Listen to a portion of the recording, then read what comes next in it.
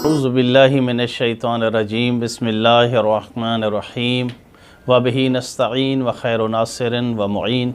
नाज़रीन मोहतरम, सामीन किराम, आज जिस मौजू के ऊपर मैं गुफ्तगू करना चाहता हूँ वो एक फ़तवा सादिर हुआ है हाफ़िज़ तसद्दुक़ साहब की तरफ से।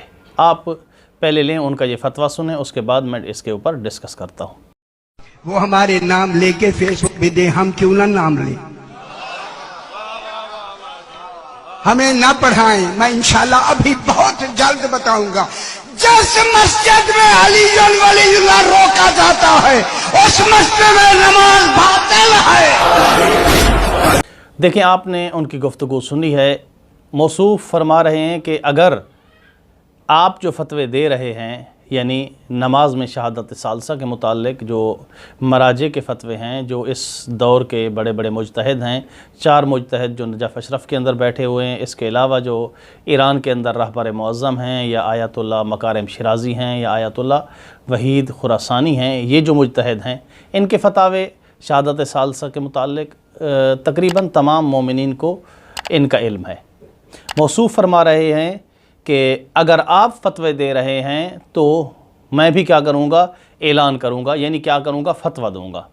इससे अगर आप थोड़ी सी भी दिक्कत करें, थोड़ा सा भी आप इसके ऊपर तहम्मुल करें, तो ये बात वाज़ेह हो जाती है कि हाफ़िज़ साहब का जो फतवा है, यानी हाफ़िज़ तसद्दुक़ साहब का जो फतवा है, वो इस बिना पर है कि मैं इसलिए ये फतवा दे रहा हूँ, इसलिए ये गुफ्तगू कर रहा हूँ क्योंकि उन्होंने गुफ्तगू की है। यानी क्या मतलब? इसका मतलब ये है कि मैं आपके मुकाबले में फ़तवा दे रहा हूँ। हालांकि ऐसा नहीं होता। फ़तवा इल्म की बुनियाद पे होता है, फ़तवा फ़क़ाहत की बुनियाद पे होता है, फ़तवा इस्तिंबाद की बुनियाद पे होता है, फ़तवा तहक़ीक़ की बुनियाद पे होता है। फ़तवा मुकाबले की बुनियाद पे नहीं होता। ये हर ख़ास व आम जानता है। यानी मेरा फ़तवा क्या है, आपके मुकाबले में है। तो इससे वाज़े मालूम होता है कि मौसूफ़ का फ़तवा मुकाबले में है। एक और चीज़ जो मुझे समझ आई है मौसूफ़ के कलाम से, वो ये है कि हाफ़िज़ तसद्दुक़ साहब फ़तवा देने को बच्चों का खेल समझते हैं। हालांकि पूरी दुनिया में जितने भी उलूम हैं, सबसे मुश्किल तरीन जो इल्म है वो फ़क़ाहत है, यानी फ़िक़्ह का इल्म है। मासूमीन की रिवायात में, अंबिया की रिवायात में क्या करनी है, इस्तिंबात करना। यह सबसे मुश्किल तरीन इल्म है। हर इल्म के लिए कुछ साल चाहिए होते हैं, 10 साल, 20 साल, 15 साल। फ़क़ीह बनने के लिए ज़िंदगी चाहिए होती है। लेकिन मौसूफ़ के कलाम से ये ज़ाहिर हो रहा है कि फ़तवा देना जैसे बच्चों का खेल हो। मैंने जो पहली बात की है कि फ़तवा इल्म की बुनियाद पर दिया जाता है। एक किताब है, हमारे अहले तशरीह की किताब है, मुनियतुल मुरीद के नाम से मारूफ़ है।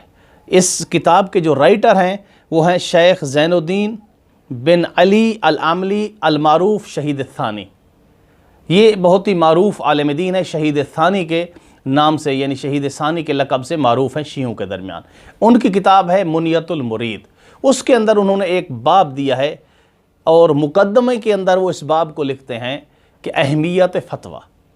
इसमें वो बात ये वाज़े करते हैं जो बात मैंने की है। इसमें मेरी बात की तायीद होती है कि शहीद सानी लिखते हैं अहमियत फ़तवा के अंदर कि फ़तवा इल्मियत की बुनियाद पे होता है। फ़तवा जो होता है मुकाबले की बुनियाद पे नहीं होता। अपने दावे को साबित करने के लिए मैं यहाँ पर इमाम सादिक़ अलैहिस्सलाम की 2 रिवायात आपके सामने पेश करता हूँ कि फ़तवा मुकाबले की बुनियाद पे नहीं होता, फ़तवा इल्मियत की बुनियाद पे होता है, फ़तवा फ़क़ाहत की बुनियाद पे होता है। ये मेरे सामने किताब है मुनियतुल मुरीद।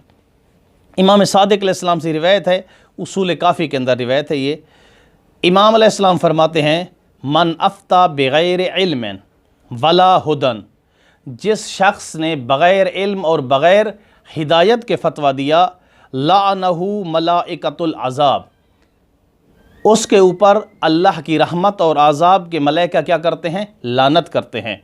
वलाहिकहु विज़रा मन आमिला बेफुतियाहु, और उन लोगों के गुनाह भी उस बंदे के नाम आमाल में दिया जाता है जो क्या देता है, गलत फतवा देता है, यानी बग़ैर इल्म के जो फतवा देता है। इमाम सादिक़ अलैहिस्सलाम से मुफज्जल रिवायत करते हैं, अनहा का अन खसलतैन फ़ीहा हलक रिजाल, امام صادق علیہ السلام فرماتے ہیں اے مفضل میں تمہیں دو چیزوں سے منع کرتا ہوں جس کے اندر لوگوں کی کیا ہے ہلاکت ہے۔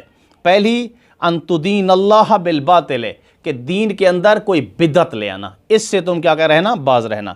دوسرا کیا ہے وَتُفْتِ النَّاسَ بِمَا لَا تَعْلَمُ، کسی ایسی چیز کے متعلق فتویٰ دینا جس کا تم علم نہیں رکھتے۔